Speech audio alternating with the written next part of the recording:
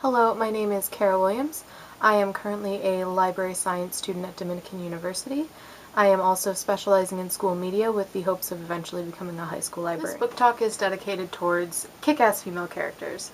In a lot of young adult literature, what you'll see is the damsel in distress figure where you need somebody to come and save her because she's incapable of doing these things for herself. These books that I've compiled today for this video have the complete opposite going on. The female characters are totally in charge of their own destinies.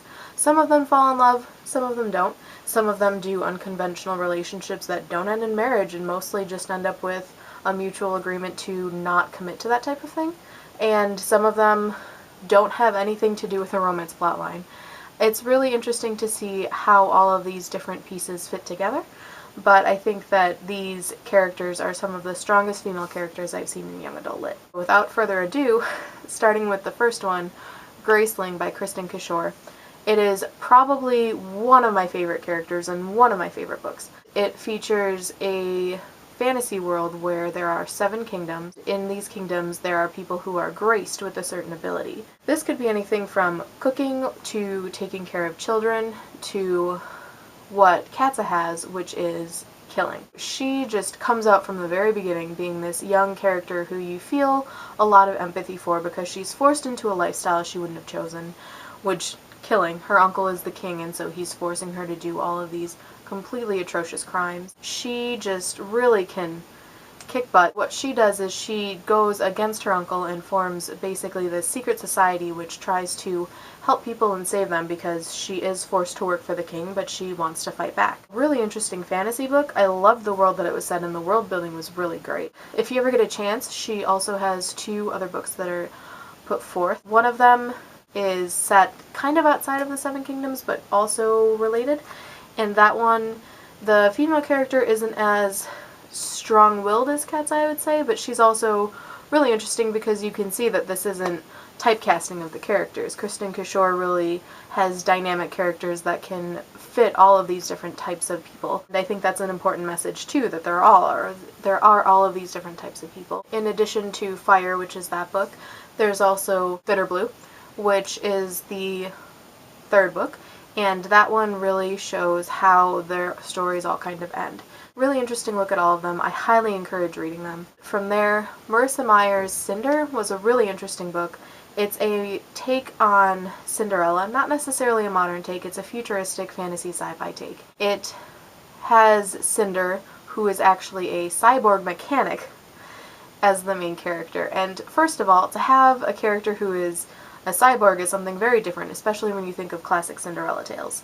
But also to have a character who's a mechanic was just really interesting because it's not the same limiting, I'm a servant girl who cleans the chamber pots. It's a completely different take on different jobs. Cinder and the prince meet because he wants to fix a royal android.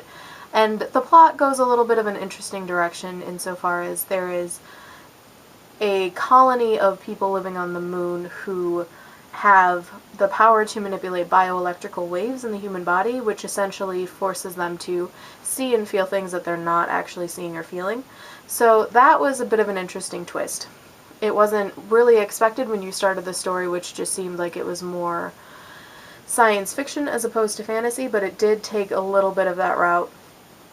Does a nice job of kind of wrapping it up and explaining it pretty well, though. Cinder's a great character. The 2nd book in the series, Scarlet, which focuses on a broader range of characters as opposed to just Cinder, Cinder keeps going strong, keeps doing all of these things that are great. I can't exactly explain what because that will majorly give away some plot twists, but if you get a chance, read it. The next one is Beauty Queens by Libba Bray. I really like this book because it doesn't do what you would expect. And I think that's pretty typical of Libba Bray. She does a lot of unexpected things in her plots. But you have a bunch of beauty queens who are there for a beauty contest that get shipwrecked on an island. You go in thinking of a very specific idea of what these beauty queens are going to look like, but really you would be astounded at the amount of resourcefulness that their skills and talents have given them throughout the time that they've been practicing for all of the pageants that they've been in. They end up on the island, and there's a huge plot twist in there that has to do with the government, etc. It's a very satirical novel. There are commercial breaks in the middle of it for sponsorships and just, it's a bunch of laughs. Pirates at one point in time, all sorts of interesting things. The next one is Name Verity by Elizabeth Wein, and that is not as uplifting as some of the other books. It definitely has a different tone. It's about two females set in World War II. One of them is a female spy and the other is a female pilot, and they are best friends. The female spy is given the codename Verity. Throughout most of the book, her identity isn't actually revealed. The pilot's name is Maddie. It's really hard to explain this one without giving away too much of the plot, but it's set up in two different parts. The first part is from the spy who is captured and is being tortured for information, and the second part is by the female pilot. It's so interesting, especially when you get to the second part, just all of the different intricacies of the plot that are revealed throughout. I think to see just kind of the strength of character of these women who are doing extraordinary things for the time is just such a great change instead of, well, we're gonna be nurses and we're gonna heal the men. It's just a different take on some of the occupations that women could have. I mentioned Legend by Marie Lu in my dystopian romance video, and if you haven't seen that, feel free to check it out. But this one is the Republic, and the two main characters are June and Day. Basically, the Republic is fighting a war. Day is accused of killing June's brother, and they go on a massive hunt to search him down so that June can take revenge for her brother's death. June is really interesting in this story. She's marked at the top of her classes.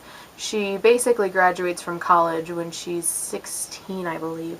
And to see her and how well she's doing in this society is just really cool, because Day is a pretty cool character who's fighting against the Republic, but at the same point in time, even though June is within the Republic, and the Republic is eventually revealed to be this bad force who's doing all of these illicit things, it turns out that she can come up with all of these really cool plans and just hatch them and do it well and save the day. So good for her. Love to see some of that in dystopian romances, especially where sometimes the guys can be the ones definitely coming to save the day. The last two that I have to talk about today are Rampant and Descendant by Diana Peterfreund. They are the two books in the same series, which is about killer unicorns.